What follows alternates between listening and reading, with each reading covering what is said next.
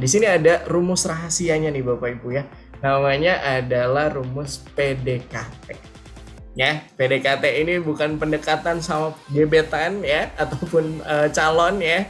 Nah, di sini adalah banyak tips dan trik sebenarnya yang bisa kita uraikan nih. Ada dari huruf P, pikat ya.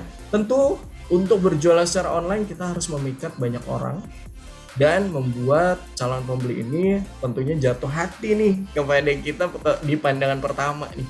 Jadi ketika orang lihat produknya mereka langsung seneng, langsung tertarik.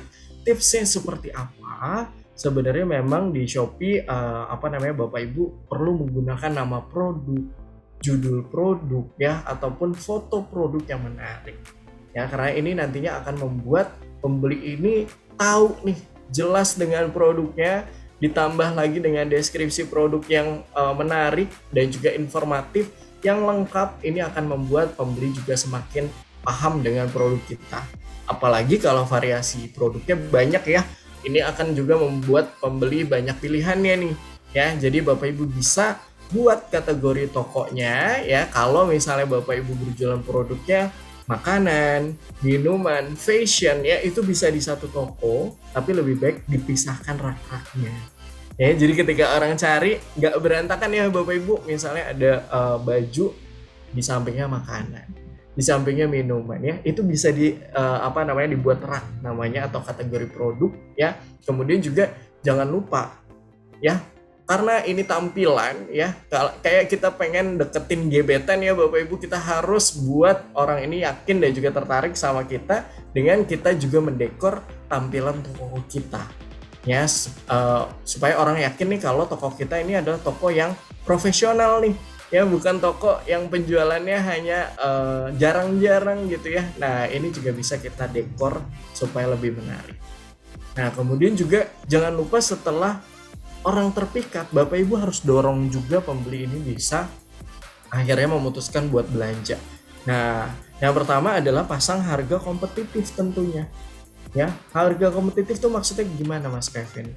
Ya, nah sebagai contoh misal, saya berjualan produk rok plisket misalnya ya, rok plisket. Nah, sebagai contoh, saya berjualan produk di satu toko, ya ini harganya 100.000. Kemudian ada toko lain yang menjual produk saya harganya adalah 99.000. Ya.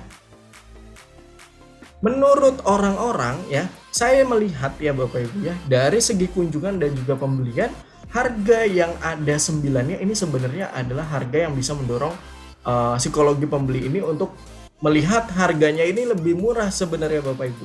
Nah, bisa juga nih digunakan trik seperti ini untuk nantinya membuat produknya Bapak Ibu semakin menarik ya di mata pembeli. Misalnya 200.000, Bapak Ibu bisa pasang harganya 199.000 ya.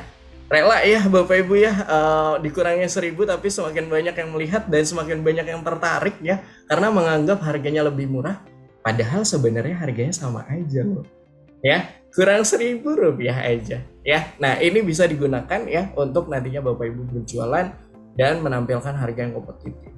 Lalu juga jangan lupa ya, orang pasti kalau belanja online cari gratis ongkir.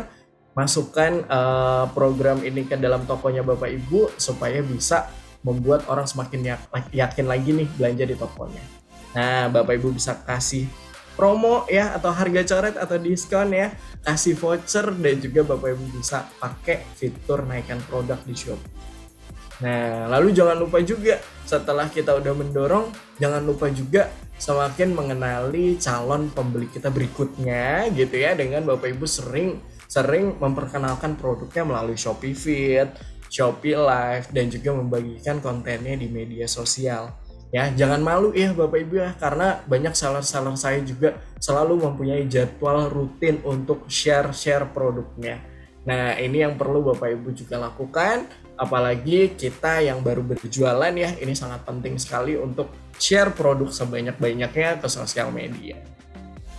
Nah, setelah kita tahu ya, kita juga harus meneruskan apa yang sudah kita buat bagus nih, jangan sampai putus di tengah jalan gitu ya, supaya nantinya pembeli kita bisa jadi loyal customer kita Ya, kita bisa buat calon pembeli ini yakin check out dan juga mau belanja produk kita berulang ya. Dengan cara apa? Tentu kita harus mentreatment pembeli kita ini dengan baik. Dengan cara membalas chat ya, dengan cepat, dengan ramah. Tanyakan kalau misalnya pembelian ini sudah selesai, apakah ada masukan, apakah ada yang kurang ya.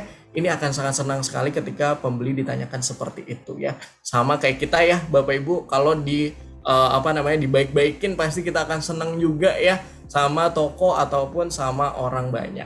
Nah, lalu Bapak Ibu bisa juga membuat orang-orang semakin yakin dengan menambahkan video produk ya di tokonya Bapak Ibu semua.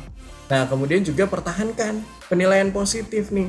Kalau misalnya nantinya ada penilaian yang negatif, misalnya Bapak Ibu ada yang memberikan bintang 1 ke produknya gitu ya, ini jangan segan-segan untuk di-chat, ditanyakan apa yang bisa dibantu supaya nanti bisa dirubah ratingnya menjadi bintang 5. Nah, ini yang bisa Bapak Ibu lakukan. Jangan segan ya untuk bisa menyapa pembeli kita, karena ini yang bisa membuat pembeli juga semakin nyaman belanja di toko kita.